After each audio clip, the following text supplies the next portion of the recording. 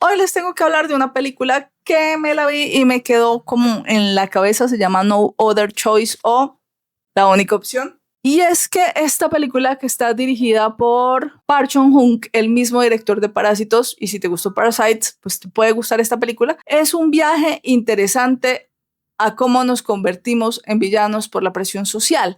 Pero si lo miras desde otro punto de vista, es una película demasiado parecida a la historia de Breaking Bad.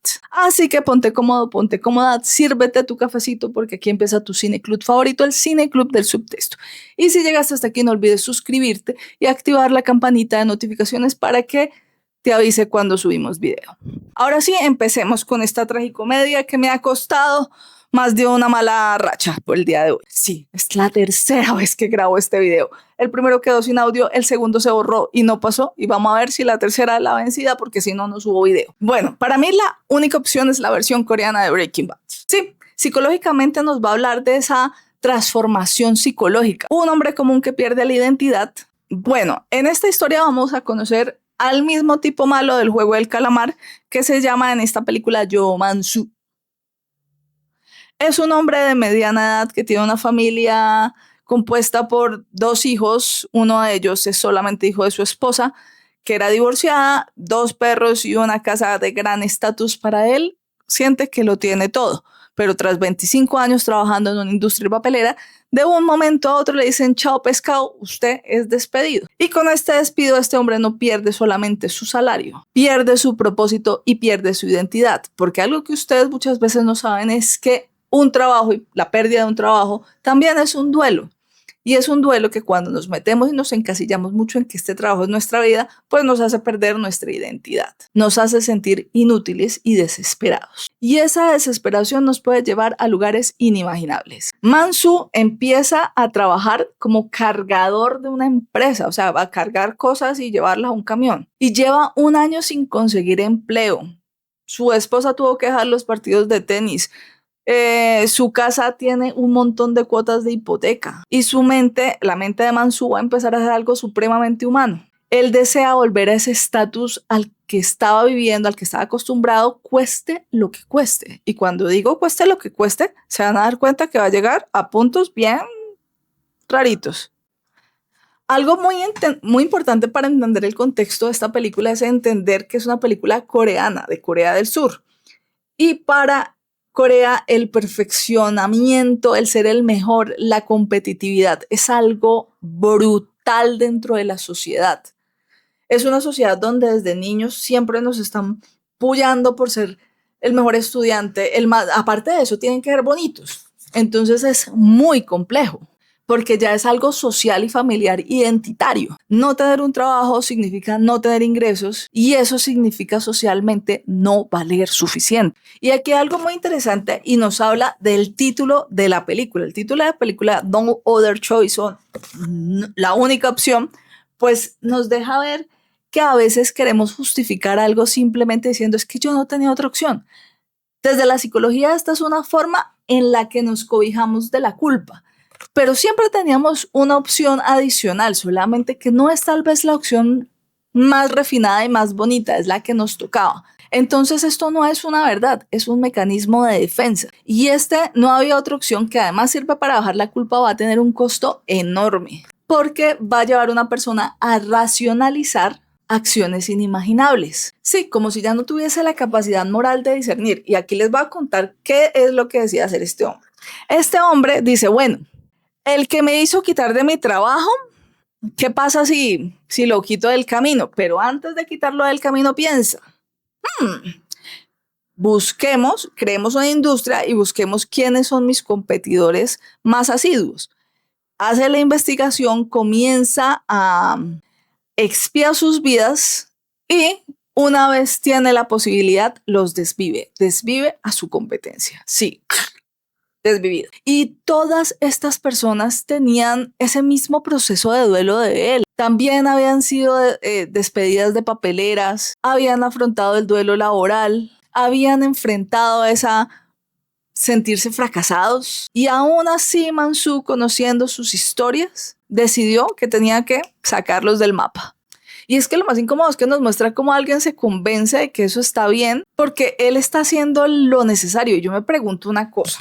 ¿Cómo una persona normal puede construir un relato interno desde la violencia? ¿Cómo lo vuelve lógico y necesario? Algo que es casi inevitable. Y es que él se autoengaña para completar algo muy oscuro. Ver a personas simplemente como competencia sin pensar en sus propias vidas. En que estas personas también viven dilemas comunes y también tienen familias que alimentar.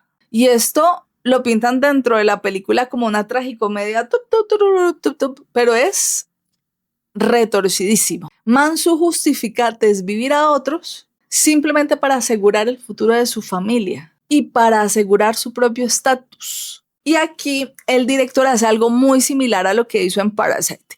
Para este hombre la arquitectura no es simplemente una escenografía, es parte de esta historia. En este caso, bueno, en el caso de Parasite veíamos cómo las casas mostraban la discriminación social y nos mostraban un factor de violencia colectiva. Dentro de esta película vamos a ver cómo para Mansu este hogar es parte de su identidad, es parte de su ego, porque en esta casa vivió su papá y tenía una cosita de cerdos y era muy pobre y entonces él pudo comprarla, convertirla en una super casa y ahora esa casa está ligada a esa violencia individual donde Mansu haría cualquier cosa para proteger esa necesidad de seguir viviendo allí. Entonces, para este hombre representa la infancia, la memoria, el estatus y su supervivencia. No es solamente una casa, es quien él cree que es. Y por proteger este espacio, todo empieza a ser justificable. Lo más brutal de No Other Choice es que nos habla muchísimo sobre la presión económica, sobre la exigencia social y contra ese miedo que tenemos todos de caer, de perder el empleo, de fracasar en la vida. Y esa presión permanente de ser observados y juzgados socialmente, porque sí, la gente nos juzga cuando perdemos un trabajo. Yo he escuchado a personas que quiero que otro les dice, ay, es que vos no duras nada en el trabajo con esa forma de ser. Y es asqueroso que alguien te eche la culpa de algo de lo que no tienes la culpa. ¿Y qué crea eso? Pues una sensación de sentirse autovigilado por la sociedad y de sentir paranoia. Y esto va a alimentar acciones desesperadas. Mansu comienza a sufrir una fuerte desconexión emocional y va a cruzar los límites en un punto donde ya el que retorna no va a ser el Mansu familiar y buena onda. Y el final de la película es súper molesto, no les voy a hacer muchísimo spoiler, pero nos muestra una falta de consecuencias. Él sueña con volver a una fábrica que ya no tiene alma como él. ¿Por qué? Porque la fábrica en la que quería trabajar hoy en día despidieron a todo el mundo y es una fábrica automatizada, de esas que todo el tiempo mantienen oscuras porque no necesitan luz. Y aquí nos muestran que ganar por encima de los valores y de la moral está bien. Y su familia también entra en esta pantomima de perfección. ¿Por qué? Porque necesitan aparentar desde la necesidad y desde el estatus social. Vuelven a tener perritos, seguramente van a poder pagar las clases de violonchelo de $50,000 de su hija prodigio y rara. Y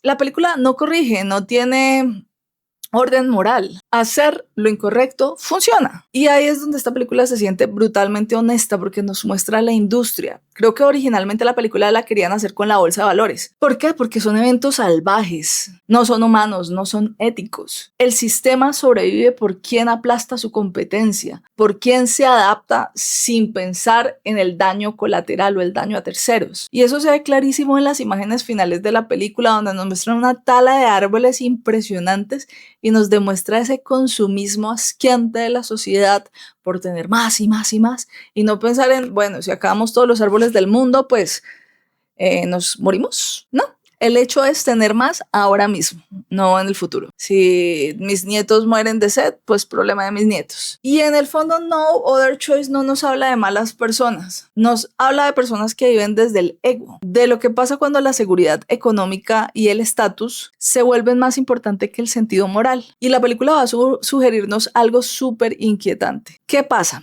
cuando la sociedad convierte la estabilidad en cuestión de supervivencia y la ética va a comenzar a dejar de ser un principio para convertirse en un lujo?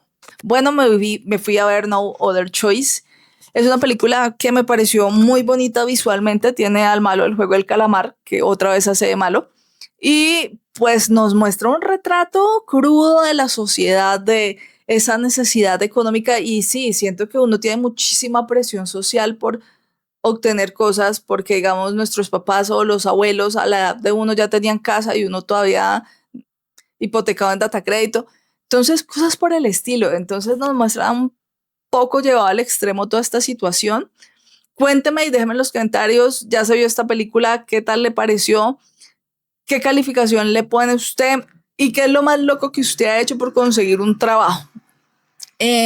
Nos vemos en un próximo video, ojalá que este sí salga. Tengo para video Marty Supreme y también Valor Sentimental. Déjenme en los comentarios cuál de las dos películas prefieren como opción. Nos vemos el próximo sábado con un próximo video. Chao.